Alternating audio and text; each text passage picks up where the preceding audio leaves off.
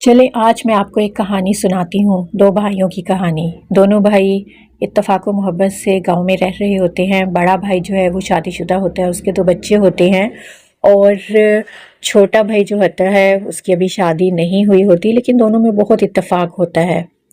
چھوٹا بھائی جو ہے وہ بہت محنتی ہوتا ہے، وہ سارا دن کھیتوں میں کام کرتا ہے، محنت کرتا ہے، اور بڑا بھائی جو ہے وہ بہت زیادہ محنتی تو نہیں ہوتا، لیکن اس کے جو ہے وہ بہت سے لوگوں سے روابط بہت اچھے ہوتے ہیں، اور وہ بہت ملنسار ہوتا ہے۔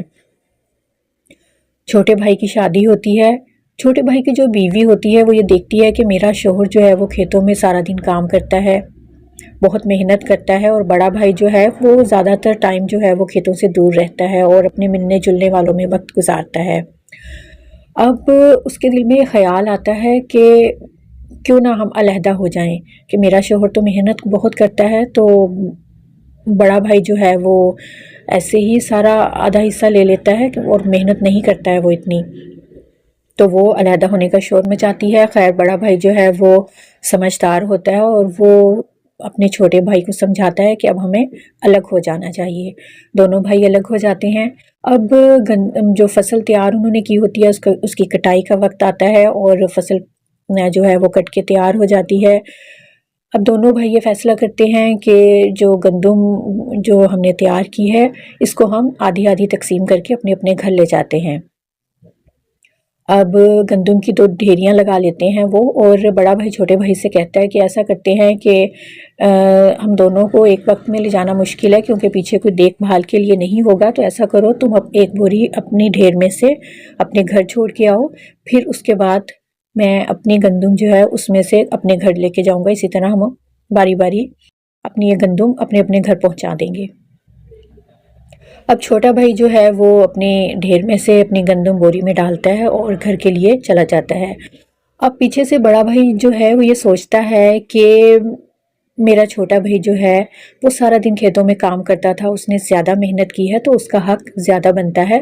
یہ سوچ کے وہ اپنی گندم میں سے تھوڑی گندم اپنے بھائی کے ڈھیر میں ملا دیتا ہے۔ چھوٹا بھائی گندم چھوڑ کے آتا ہے، اور بڑا بھائی جو ہے وہ اپنی گندم اب بوری لے کے جاتا ہے اپنے گھر۔ اب اس کے پیچھے سے چھوٹا بھائی یہ سوچتا ہے کہ ہم تو 2 لوگ ہیں، مطلب میں اور میری بیوی ہے، تو ہمیں تو یہ گندم سال بھر کے لیے بہت کافی ہے، اور میرا بھائی جو ہے وہ بہت زیادہ محنتی بھی نہیں ہے، اور اس کے لیے گندم کم نہ پڑ جائے، اس کے 2 بچے بھی ہیں۔ یہ سوچ کے وہ اپنی گندم میں سے تھوڑی گندم اپنے بھائی کی گندم میں ملا دیتا ہے۔ اسی طرح سے یہی سوچ کے ان کو ساری رات گزر جاتی ہے، مطلب وہ ایک دوسرے کے لیے سوچتے ہیں، جب وہ دیکھتے ہیں کہ گندم تو بھی پڑی ہے وہ تھوڑی گندم دوسری سائڈ پہ ملا دیتے ہیں۔ اسی طرح سے دونوں بھائیوں کو ساری رات گزر جاتی ہے، اور گندم کی ڈھیر جو ہیں وہ ختم ہی نہیں ہوتے۔ اب فجر کا ٹائم ہو جاتا ہے، اور دونوں جو ہے نا وہ تھک کے بیٹھ جاتے ہیں، ان کو سمجھ نہیں آ رہا ہوتا کہ کیا ماجرا ہو رہا ہے۔ اسی ٹائم میں اسی وقت میں ایک بزرگ وہاں سے گزر رہے ہوتے ہیں، اور وہ ان دونوں بھائیوں کو پریشان بیٹھا دیکھتے ہیں، تو پوچھتے ہیں کیا معاملہ ہے، کیوں پریشان بیٹھے ہو؟ تو دونوں بھائی بتاتے ہیں کہ یہ ساری رات ہو گئی ہے، ہمیں گندم اپنے گھر لے جاتے لیکن گندم ختم ہونے کا نام ہی نہیں لے رہی ہے۔ اب وہ بزرگ کہتے ہیں کہ اچھا ایسا کرو، جیسے تم ساری رات گندم لے کے جاتے رہے ہو نا، ویسے ہی میرے سامنے بھی لے کے جاؤ۔ اب دونوں بھائی ویسے ہی کرتے ہیں جیسے وہ ساری رات کر رہے تھے۔ تو دونوں بھائی جب پھر بیٹھتے ہیں، وہ بزرگ ان سے کہتے ہیں کہ اگر تم ساری زندگی بھی یہ راز ڈھوتے رہو گے نا تو یہ ختم نہیں ہوگا، کیونکہ تم دونوں کے دل میں ایک دوسرے کے لیے بھلائی ہے، خیر ہے، ایک دوسرے کے لیے اچھائی ہے۔ تو اس کہانی کو سننے سے آپ کیا نتیجہ نکالتے ہیں وہ تو خیر آپ مجھے بتائیں گے۔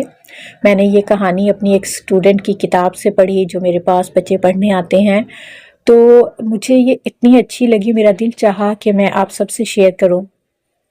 اس پہ سوچئے گا ضرور، اور مجھے بتائیے گا ضرور کہ آپ نے اس سے کیا نتیجہ نکالا۔